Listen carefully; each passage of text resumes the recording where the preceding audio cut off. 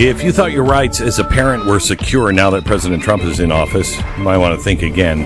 Bad actors all across the country continue to try to circumvent the administration and violate the Constitution.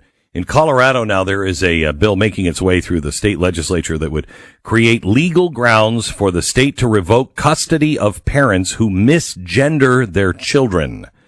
Named the Kelly Loving Act, named after a 40-year-old transgender man who was killed in a club in 2022. In Massachusetts, a mom is accused of kidnapping her own children. And in California, a case was dismissed against a school district in which a guidance counselor helped a girl secretly socially transition from female to male without a single call to her mom. And in fact, when she wanted to talk to her mom, she's in 5th grade, when she wanted to talk to her mom, the school discouraged her from talking to her mom. Okay? Now a federal judge has resurrected this case, and it could be precedent setting for the rights of parents in California and all across the country because, you know, whatever happens in California trickles down to the rest of us. This is a really important case. Mark Trammell is the CEO for the Center of American Liberty. Mark, welcome to the program. How are you? I'm well. Thanks for having me, Glenn. First of all, you are replacing Harmeet Dillon as the CEO of Center for American Liberty. Those are huge shoes to fill. But congratulations on the job. Now let's continue the work here. What is happening here in California? Tell me about this story. Yeah, so Aurora Regino, her daughter was in the 5th grade. She was actually 11 years old when an elementary school guidance counselor facilitated the social transition of Aurora's daughter from female to male without so much as a phone call to Aurora. So as a result of this egregious violation of Aurora's parental rights, we filed a lawsuit. We filed a lawsuit in federal court, and unfortunately the court dismissed the case. The court, I think, just absolutely got it wrong, and that caused us to appeal to the Ninth Circuit Court of Appeals. We filed that appeal. Hold on just a second. Why did they just dismiss it? What was their reason for just not hearing the case, just dismissing it? They dismissed it because the court reasoned that there was not a constitutional right violated. So, in fact, what's really interesting is the response from the Court of Appeals. So last year we filed an appeal at the Ninth Circuit Court of Appeals. When you file that appeal, you have a 3-judge panel that hears the case.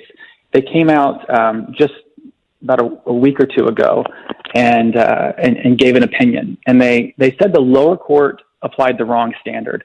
And this is what the standard that the lower court applied. They said that we failed to establish that there was a fundamental right violated because there was an existing precedent that clearly established that fundamental right, which is a ludicrous standard. Yeah, I mean, doesn't our Constitution say if it's not enumerated in the Constitution, it belongs to the state or the people?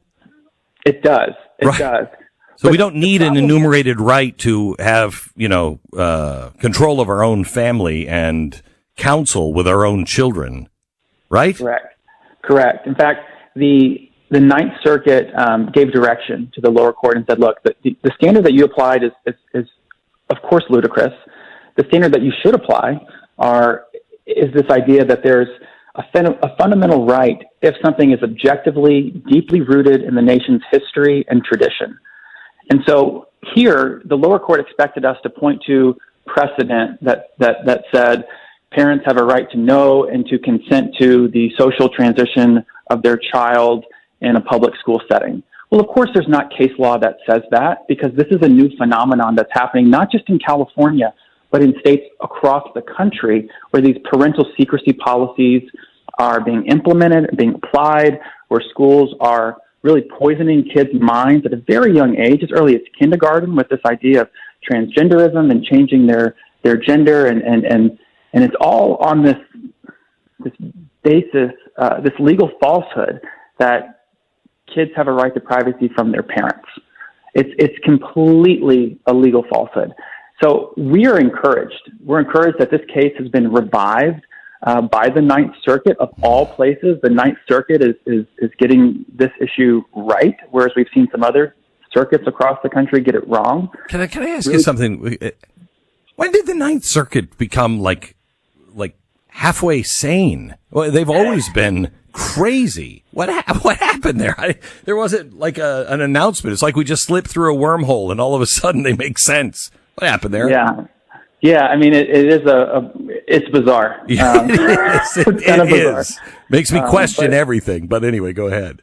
I'm not going to argue with it. If the Ninth Circuit wants to revive this really important case, I'm happy. I'm really happy about it. And Glenn, I think what I would love to point out is just that last year, Gavin Newsom signed AB 1955 into law in California. And he did that in response to conservative parents who ran for the school board. They got elected. And the first thing that they did was they passed notification policies. They said if a school starts facilitating the social transition of a child, they have to at least notify parents, not even necessarily get consent from parents, at least call them, let them know that this is happening. God, it's crazy. So in response to that, the Attorney General of California, Rob Bonta, actually sued the Chino Valley Unified School District and others as well to have those policies declared unconstitutional. They had some success doing that, but they signed this law. Gavin signed this law in AB 1955 that would strip school districts of the ability to even pass and implement such notification policies. They want to do all of this to kids behind closed doors and not let parents know. But Aurora's case is important because whereas AB 1955 is a state law, Aurora's case is a federal civil rights issue. Right? It arises under the Constitution, under the 14th Amendment. And so if Aurora's case is ultimately successful, it can pretty much gut 1955 in California, and I think set a precedent that will be very persuasive across the country. So we're looking at the decision that will come out is either that children have rights and can make decisions that are unrestricted or nearly unrestricted, or parents, their power over their children is nearly unlimited, right? Yes, and also a third actor in there is really the role of government-run schools, right? This idea that government-run schools know better than parents what's in the best interest of their children, and so it's almost like this presumption that parents are nefarious. They're not going to support their children in a transition wherever people stand, and there are strong beliefs on both sides of this issue in the country. But, Aurora Regino, we certainly make this point in the papers we filed with the court. Aurora Regino stated she would have been supportive of her daughter's transition, but she was taken out of the equation altogether. She wasn't even given the opportunity to be part of it. And if she thought that this was actually inspired, if she thought that this was actually originating from her daughter and not being pushed upon her by the school, and the reaction, would be a little bit different. So, in fact, the first case, this is not the first case we've handled with this set of facts. The first case we handled was the case of Jessica Conan in Salinas, California.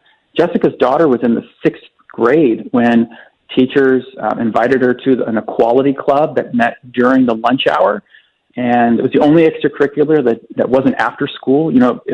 If clubs meet after school, parents have to arrange for pickup. But if it's in the lunch hour during recess, these things can be kept secret from parents. Jeez. And that case resulted in a settlement. We recovered damages for Jessica. But I think what has to continue to happen is when parents see this happening, they have to go to the school board. They have to shout them down. I mean, they really have to give it to them if they're implementing these policies that violate parental rights, if they're being adversarial to parents in the way that they desire to raise their children.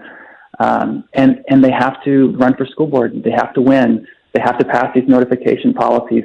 They have to stand up. They have to file these lawsuits. They have to fight back. And we're seeing this groundswell across the country. And as someone who's a parent myself and really, obviously, because of the work that we do, interested in preserving these rights, it's really encouraging to see not only the movement toward parental rights, but also seeing that even courts in California are starting to get it right and come around to this idea that, of course, this is a fundamental right. I mean, when was it that a parent didn't have the right to name their child, right? Like if the Ninth Circuit Court of Appeals says that a fundamental right is deeply rooted in the history and tradition of a nation, parents have always had the right to give their child a name. And that right extends beyond the formation of the United States. I mean, this is really across the spectrum of humanity. Parents have always given their children a name. Well, now schools are giving kids a new name, a new identity, new pronouns, all without so much as calling parents. That phenomenon has to stop, and the Center for American Liberty is dedicated to ending it. Wow.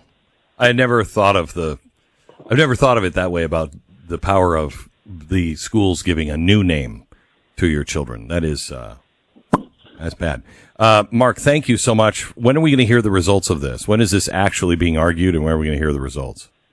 So the Ninth Circuit just gave this ruling, so they punted it back to the district court with direction. So, look, this is a slow process. We're probably months away from another ruling in this case, but we'll be sure to keep you up to date, and you'll be the first to know. Thank you very much. By the way, if you want to help them in their work, this one affects all of us in every state. LibertyCenter.org, LibertyCenter.org. Mark Trammell, thank you for joining us.